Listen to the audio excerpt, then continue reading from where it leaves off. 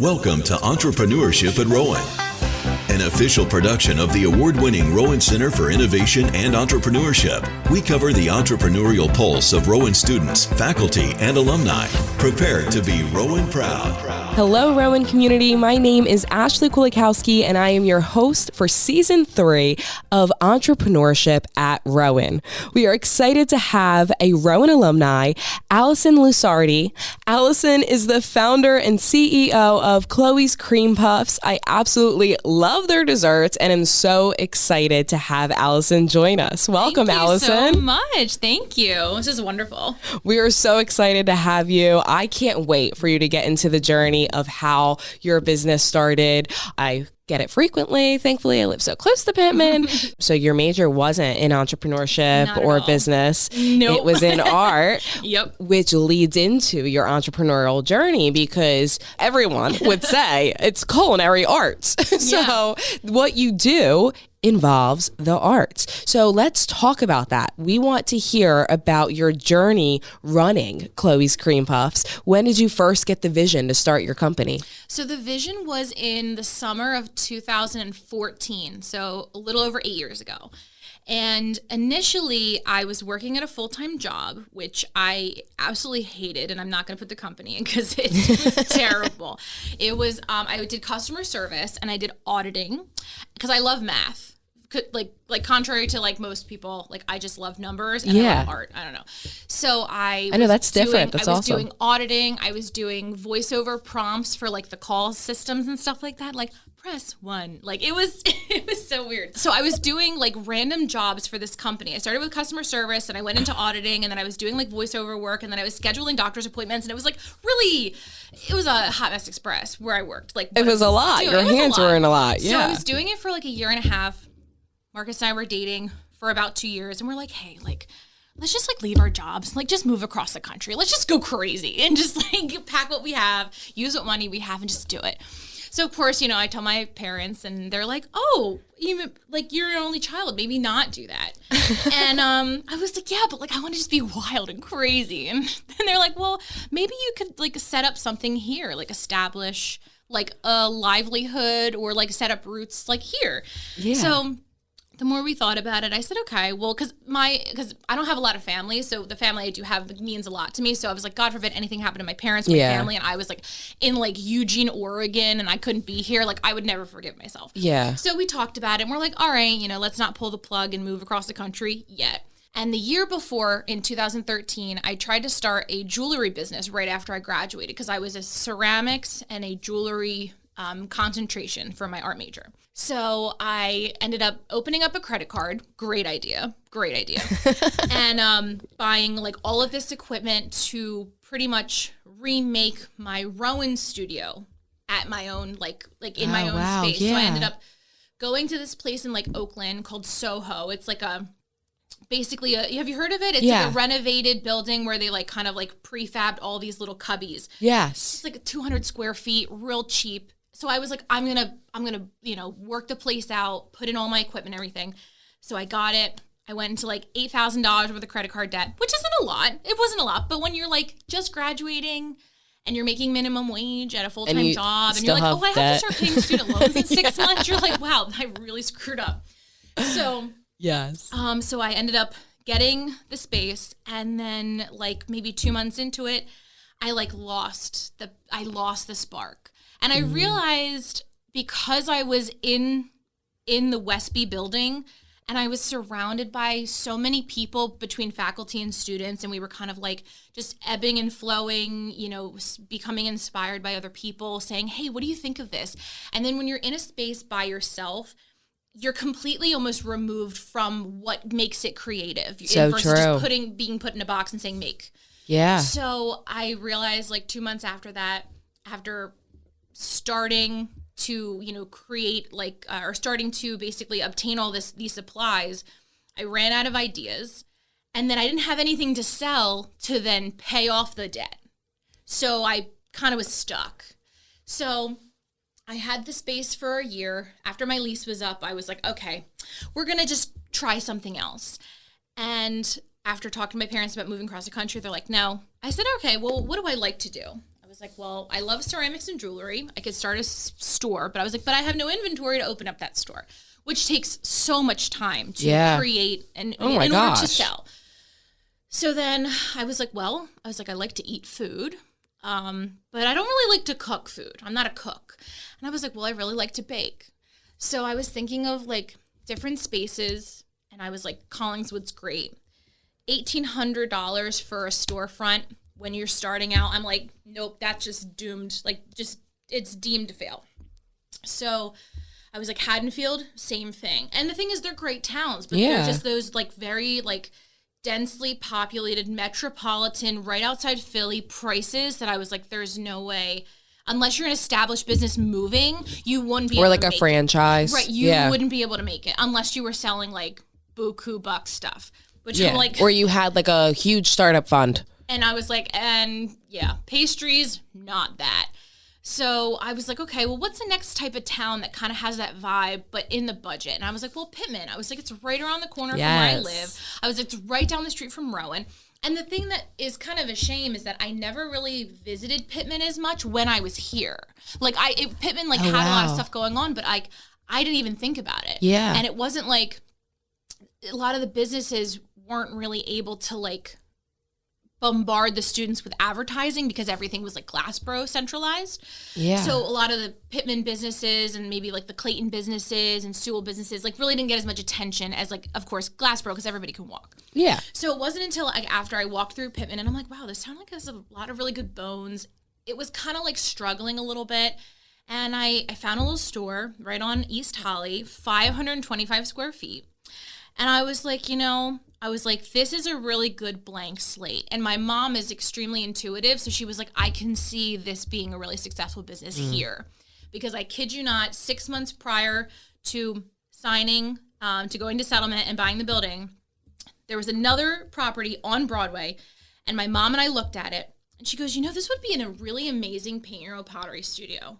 I just got chills. That's when Fahrenheit opened. Oh my gosh. And my mom was like, I knew it. I knew exactly what you were just going to say. And the wow. thing is, the woman who opened it, Patty, she's wonderful. And she was like, oh, you know ceramics. Can you help me buy all my equipment? Before we had even bought the building to open up the bakery. Yeah. So I was just like, how did you know? I was like, can you give me 6 winning numbers? Like, what is happening? The fact that you knew like what would go there and then like it just did, which is just like so funny. So then it was August of 2014 that we were like, all right, I guess we're doing this. Like, just bite the bullet and just start a business. So September is when we purchased it. And then it wasn't until February that I actually opened up. So between September and February, I was working just nonstop, just trying to like get more capital, just work my butt off, save up money because I knew I wasn't going to be making as much starting out. So basically when I went to the company that I worked for, I was like, hey, can I just go down part-time, just do like Monday, Tuesday, Wednesday, and then work at the bakery Thursday through Sunday? And they were like cool about it. I was like, awesome, this is great. So I ended up working 7 days a week for like 5 years straight. Wow. But not at that company. So in February, I left the company I worked for. Then I was doing the bakery, and then I ended up working for an eye surgeon Monday, Tuesday, and Wednesday down in Vineland. So I was doing that and the bakery, and just knowing that like I wasn't going to be getting the money I needed for my bills yet. Mm-hmm. So the 3 days that I worked elsewhere was so I made sure my stuff was paid, and then this was like extra money kind of thing. So it wasn't until like almost 4 years into it is when it was able to be a fully established where I was getting regular income with a staff that I was able to comfortably leave and do this only. And I think that's really important to note too, is that it takes time. Good things take time. Entrepreneurship takes time. Takes time. How did you gain the capital? So basically, my mom and my dad had always said, if you want something, just save up and pay for it in cash. My parents always good old Dave's Ramsey. My parents always bought cars in cash. That's like great. They very rarely, besides like I think their mortgage, they took out like a loan. So, and the thing is, I think it was really important, that they always instilled in me, if something doesn't work out, that's okay, but you owe no one but yourself. Yeah. Because, and that's the importance of starting small, is that if you take out all these big loans and then you can't pay it back. You then have no money to pay for your own, and then you're also slaved to somebody else paying them back. Yeah. And then you're going to be like stuck in the mud for however long it is. That's true. So that's why it was always instilled in me to just like start small. Like, don't get too big for your britches. Like, if you want to grow and you have the ability to do so, then do it. But just use and be and it was another thing that when thinking about my like monthly budget, it was, if I took out a loan, would I be able to pay that loan back on a current salary? Like, if I took out a huge like $100,000 loan and I owe them with interest, $1,500 a month, can I pay that on top of my normal bills? If I can't, then I know that that's not you can't do it for me. Yeah. So realizing what I could and what I was able to do financially, and then kind of utilizing the capital that I had just saved, and with my parents helped me buy the building, that was what helped establish us from if it didn't work out, we, like I said, wouldn't owe anybody anything. And then we just had a building. So we just had, like a property to either lease out or just to sell it back into the market. That's true. Yeah. So you own your property. Yeah. Oh, that's incredible. We're one of the very few in town that own our property. Mm-hmm. They were in this space for, I want to say 10 years. They did probably about $100,000 worth of renovation inside the building that they did not own, right? Oh, my goodness. And because nothing was in stone, like nothing was in contract, like stating that like these modifications were approved. Yes. When they tried to leave after their lease was up, they were trying to like countersue these people for like doing all the modifications. And I'm like, you did like $100,000 worth of modifications in a building that you didn't own. Like, why? Like, you're like, it's literally, you're throwing away money. Yeah. And it would have been something to save up that and then buy a space that then is yours. And do it then. Exactly. Versus now you've literally given this person $100,000 worth of labor and modifications that are pretty much null and void to you when you leave. When we first opened, we were just exclusively cream puffs, right? We have actually a pretty big vegan following, so we do a lot of vegan stuff. Unfortunately, we have not mastered a vegan cream puff yet. My heart breaks every time. It's the dough. I was going to say, shell. That's the cream. I have vegan cream down, Pat. No problem. Yeah. It's the shell. I can't find getting that to stay. It's the egg substitute. I do vegan coconut cream pies. I do vegan cookies. I do vegan fruit crisp, vegan parfaits. So good. So like I do try to offer certain selections for like the people that, either choose to be vegan if they have allergies, dairy, egg, and whatnot. Our scones, we probably have maybe about 10 different flavors. Our parfaits, we probably have 20 different varieties of those. We get French macarons from Fish Towns that they change. Our fruit crisps, they change based on what's in season because we try to use everything fresh from like Duffields. And, so, it's just like always just interesting because every time you come in, there's going to be something new that you haven't had before. How long has Chloe's Cream Puffs been open for now? So it'll be 8 years in February. 8 years. Okay. So it probably is a wild question, but you may have the answer. Maybe. How many orders have you fulfilled? For Christmas, I want to say we probably did for December alone, probably 25,000 cream puffs. Oh my goodness. 25,000. For just December. And then I would say Thanksgiving, November, that is kind of more like maybe 15 to 18,000 if I'm thinking about it. Because I usually kind of go by like the holiday, and then I kind of like, that's like the biggest surge, obviously. Yeah. And then I would say like per month, I mean, Pittman is one of those towns that has no pattern. Yeah. You could have like a crazy Wednesday, a dead Saturday, and all of the businesses and you would think the opposite. All of the businesses I talk to, they're like, there is no pattern. But on average, I would probably say I sell between 500 to 1,000 cream puffs a day. Getting that support system is so crucial, too, in order to have a thriving company. So, especially as an entrepreneur, and you have this, like, this vigor. You have this, like, spirit where you have the self-determination and the mental prowess to be able to do it.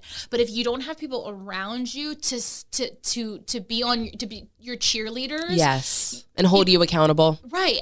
You won't be successful. Yeah. You know what I mean? Unless, it's something that if you even have to, like, sometimes you have to remove those people out of your circle. You shared you were an art major, but how did your time at Rowan prepare you for running a successful company? So I think it's a combination of a lot of things. So Rowan offered a lot of opportunity, whether it be jobs under federal work study or just if you're working, for the dean or if you're working at the box office or whatever. Yeah. And because you're poor as a college student, because you're broke, Speaking our language, yes. Yes. Because you're broke, you have to make every dollar count, every minute count of your day, how to multitask, micromanage yourself to make sure that you get your assignments done, to make sure you show up to work on time, to make sure you don't, party too hard if you have work the next day, to make sure you get A's in your classes and so forth. So it almost like because you're independent and there's no one else to answer for your grades, there's no one else to answer for the fact that you don't have any more, borough bucks, there's no one to answer for that except for yourself. Yeah. That you have to hold yourself accountable. So when I was going here, by my senior year, I had 3 jobs on campus on top of going to school because I was like, well, I need money. Yeah. And I wanted experience with just like working with like, different people of personalities to, be able to do that. And then I became an admissions ambassador my junior year. And doing that alone was huge for my self-esteem in regards to learning how to sell myself. Yes. Not only that, but a product that I believed in, which was Rowan. Your life's work now is Chloe's Cream Puffs. Yes, it is. And you shared about being able to be confident enough to sell yourself and who you are and what you bring to the table. So speaking of selling, what would you say is the best marketing strategy for a pastry business? So I think the one main thing that I found really important was that people don't want to be sold, if that makes sense. Yes. People want to have genuine engagement with the product. Yes. Or just with you in general. Yes. And so that was the one thing is obviously starting out with pretty much nothing. It was starting out with, your free marketing, your emails, yes. your Facebook, your Instagram, whatnot.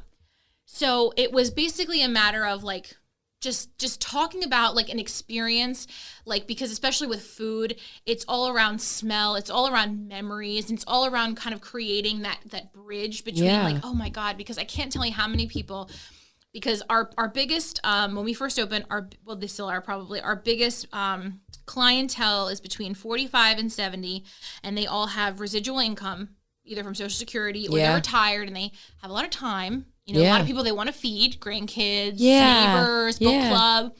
And how many people would come in and say, oh my God, I haven't had a cream puff in 30 years since my mother made them. Oh, she passed away 10 years ago. Oh my God, these taste just like her.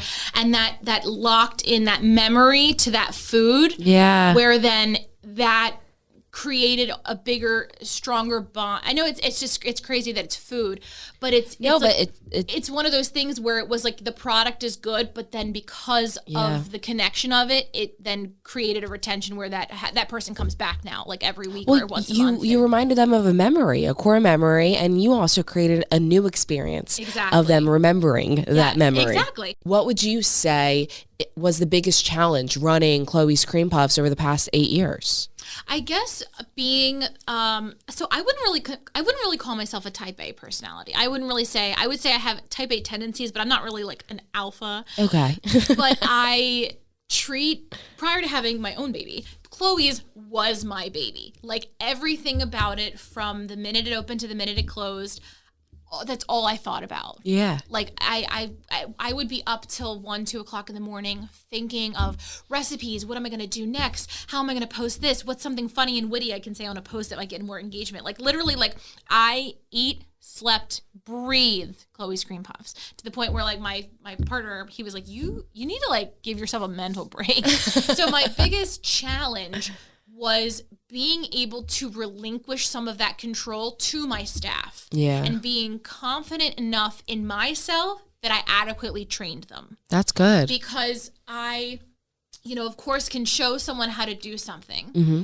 And for me, if it's not done right, I will be there to oversee until it's done to my standard. Yeah. So that was something that took a long time for me to be comfortable to step away and say, I don't need to micromanage. I've done my job. If I see something that needs improvement or something that need to be worked on, I'll make a note of it, but I'm not going to hover over my staff unless it's obviously something that's like, you're going to burn yourself, or, hey, that's not, that's dirty, clean that off, but being able to step away and know I have adequately trained my staff. So it's okay to relinquish control. That was a big challenge for me, because when I knew I was going to go on maternity leave, that was like the hardest pill for me to swallow, was I am not going to be there. That was very hard. Yeah. That was very hard for me to accept. And knowing by the time I found out I was pregnant, to the point where I kind of like started like lowering the days and my hours and my shifts that I was there, knowing I've done my job. I've established this business. I have a great clientele. I have a great staff. It's going to be okay. And that was a huge challenge for me that I have overcome. That's incredible. Letting them run the ship. Yeah. While I'm off, hands off. I still do everything from, the payroll to bookkeeping, inventory, ordering deliveries and paying invoices and money orders and stuff. But they're my face of the company right now. In the beginning of your career, as in your college career, you kind of didn't know, and then you found your footing with Rowan University, which was great. You listened to your intuition of, I'm going to dig into my creativity and I'm not going to give up. Mm-hmm. And that's what like entrepreneurs have to do, right? They have to feed that. They have to feed their intuition based on if it's, wanting to serve, wanting to help others, wanting to make, create, and just like feeding that positive reinforcement and that positive part of what you feel is like lacking that you need to fulfill to then maybe make that into a career. And despite all of the challenges or adversity that you face, which you did, you say, no, I'm going to get back up and I'm going to do it again. Yep. Or I'm going to do something different. Try it again, but differently. Yeah, I love it. Try it again, but differently. And that is what entrepreneurship is. And you've become such a great example for me, for all of the listeners today, listening to you, being able to say, okay, I'm going to replicate that in my own way of entrepreneurship. So our last question for you is, if you could give one piece of advice to our listeners who are maybe on the idea stage, maybe they don't have an idea yet, but they're thinking about entrepreneurship. Their major may not be in business or entrepreneurship. Mm-hmm. It could be art, could be engineering, it could be marketing, right? If you could give one piece of advice to that person that is thinking about entrepreneurship, what would it be? I would say to ask as many questions as possible. I think utilizing your fellow students, your advisors, your professors, your guest speakers that come out. I mean, anytime I did a coffee talk or anything, yes, I had so many students just coming up just to bend my ear, and I loved it. And I'm like, anything that, if it's free advice, just take it. Even if you don't implement it into your career, just take it, because eventually it'll just sit back there, and then eventually you may need it. And I think it's just important to just know, when you're starting out, you're not going to know. You're not going to know. You are not going to know how it's going to start, where it's going to go, how it's going to treat you. I mean, your business is a thriving thing. So your business only grows as much as you invest into it. That's good. It's not passive until it gets to obviously a certain point. But if you don't invest into your business, it's not going to reward you. But Alison, where could they contact you or find out more information about Chloe's Creme Puffs? So we have, of course, now as of 2020, a website, www.chloescremepuffs. It's CREME, not CREAM. Puffs.com, and then we have our Facebook page, we have our Instagram, of course, snail mail, 70s Tolly Ave, if you want to email us, chloescremepuffs@gmail.com. You all heard it here first. You were able to sit with us and conversate with us about the journey, the entrepreneurial journey of Chloe's Creme Puffs. Alison, you are incredible. You brought so much insight. Thank you all so much much for joining us again at Entrepreneurship at Rowan. We love when you're able to listen to this podcast. Stay tuned for some more upcoming episodes of other business leaders sharing their insight from their entrepreneurial journey and how you can follow their footsteps. Have a great day. Thank you for listening. Rowan is proud to be an official knowledge hub of the International Council for Small Business. Our AACSB award-winning entrepreneurship programs challenge students to solve real problems in bold and impactful ways. If you're interested in supporting entrepreneurship at Rowan or want to get more involved by hiring an intern, speaking to a class, or being featured as a case study, contact us at rcie@rowan.edu.